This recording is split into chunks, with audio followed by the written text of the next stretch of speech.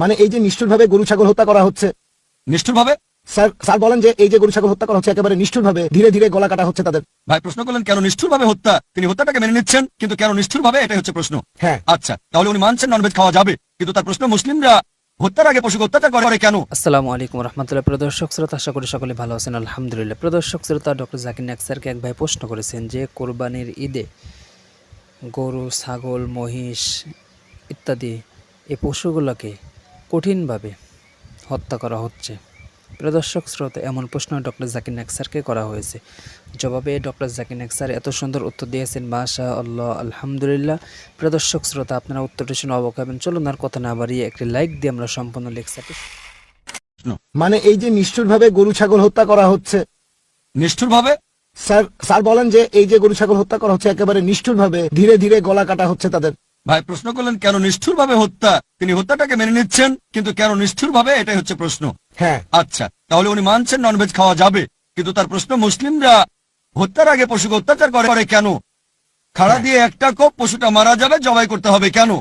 এটা তো অত্যাচার। একবার এই ধরনের আলোচনা হচ্ছিল একজন শিখ আর একজন মুসলিমের। সেই শিখের প্রশ্নটাও একই, তোমরা মুসলিমরা খুব নিষ্ঠুর, দয়া মায়া নেই, তোমরা একটা পশুকে কি করে আস্তে আস্তে অত্যাচার করে মারো, আমরা শিখরা খাড়া দিয়ে কোপ দিয়ে পশুটা মরে যায়। তখন সে মুসলিম বলল, আমরা মুসলিমরা হলাম মার্কা বাচ্চা, আক্রমণ করি একেবারে সামনে থেকে, তোমরা শিখ, তোমরা হলে কাপুরুষ, সেজন্য পেছন থেকে আক্রমণ করো। এখন আমরা যে জবাই করি সেটার আসল কারণ আসলে এটা নয়, এটা সেই মুসলিমের কথা, তার হিকমা। আমরা মুসলিমরা যে জবাই করি তার আসল কারণ এটা নয়। যখন জবাই করি আমরা ইসলামিক নিয়মে, যখন জবাই করি তখন কেটে ফেলে আমরা পশুটার গলা আর গলার শিরাগুলো এবং শ্বাসনালী, মেরুদণ্ডের ক্ষতি না করে।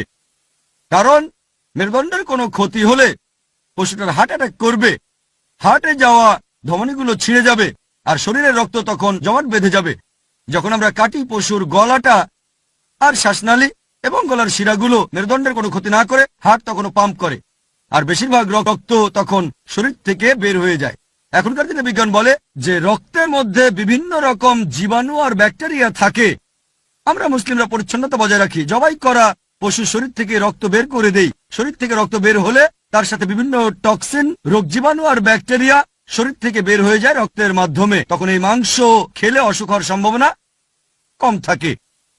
এছাড়াও যখন কোনো পশুর গলা আর শ্বাসনালী কাটা হয় এবং গলার শিরাগুলো, তখন ব্রেনে যাওয়া যে নার্ভগুলোর কারণে ব্যথা অনুভব হয় সেগুলো তখন কাটা পড়ে, তাতে সেই পশুর ব্যথা অনুভব করে না।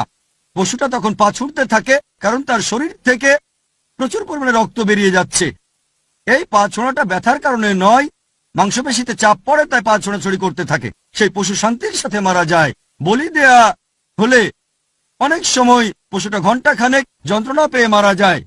তাই ইসলামিক নিয়মে পশু হত্যা করাটা অনেক নমনীয়। আর এছাড়াও যদি কোনো পশুকে হত্যা করেন ইসলামিক নিয়মে জবাই করে, তাহলে সেই পশুর মাংস বেশি সময় ধরে টাটকা থাকে, কারণ সেই মাংসে রক্ত থাকে না। আশা করি উত্তরটা পেয়েছেন। প্রদর্শক শ্রোতা, আপনারা তো সম্পূর্ণ লেকচার শুনলেন, অবশ্যই আপনারা বুঝতে পারছেন কতটা গুরুত্বপূর্ণ আজকের লেকচার ছিল। প্রদর্শক শ্রোতা, অবশ্যই আপনাদের প্রিয়জন যারা আছে তাদের মাঝে অবশ্যই ভিডিওটি শেয়ার করে দিবেন এবং নিত্য নতুন ভিডিও পাওয়ার জন্য আমাদের এই চ্যানেলটি সাবস্ক্রাইব করে পাশে থাকবেন। ধন্যবাদ।